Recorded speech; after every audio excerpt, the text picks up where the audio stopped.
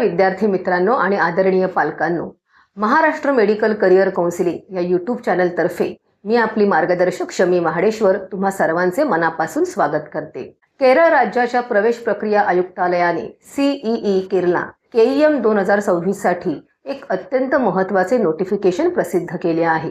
ज्या विद्यार्थ्यांनी engineering, pharmacy, architecture आणि विशेषतः मेडिकल नीट UG कोर्सेससाठी केरळ राज्यामध्ये अर्ज केले आहेत त्यांच्यासाठी हा व्हिडिओ अत्यंत निर्णायक ठरणार आहे।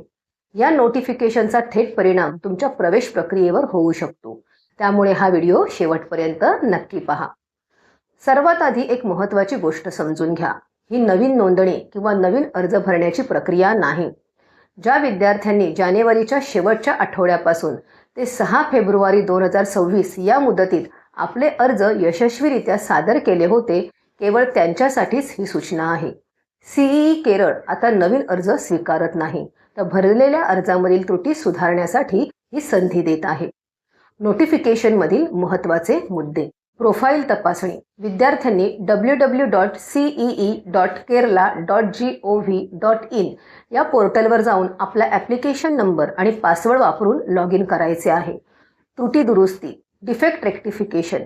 लॉग इन केल्यानंतर मेमो डिटेल्स या पर्यायावर क्लिक करा। जर तुमच्या अर्जात काही त्रुटी असतील तर त्या तिथे स्पष्टपणे दिसतील।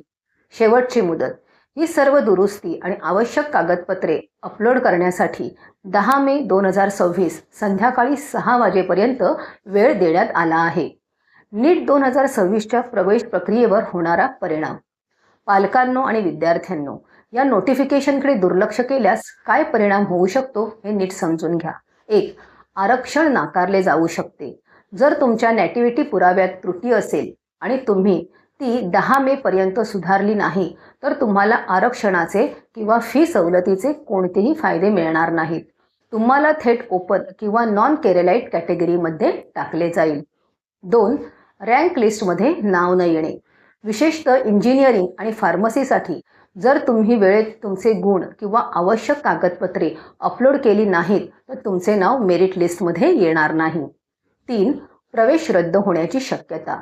नाव, फोटो किंवा स्वाक्षरीमध्ये तफावत असल्यास आणि ती वेळेत दुरुस्ती न केल्यास प्रत्यक्ष प्रवेशाच्या वेळी तुमचे डॉक्युमेंट्स व्हेरिफिकेशन फेल होऊ शकते। विद्यार्थी आणि पालकांनी घ्यायची काळजी: चुकीची कागदपत्रे पाठवू नका।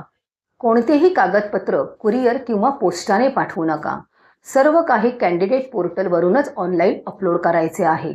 ईमेलद्वारे संपर्क: जर तुमच्या नावामध्ये, फोटोमध्ये किंवा स्वाक्षरीमध्ये काही बदल करायचा असेल आणि तो पोर्टलवर होत नसेल तर त्वरित स्क्रीनवर दिसत असलेल्या या ईमेलवर प्रोफाईल डिफेक्ट हा विषय लिहून ईमेल करा।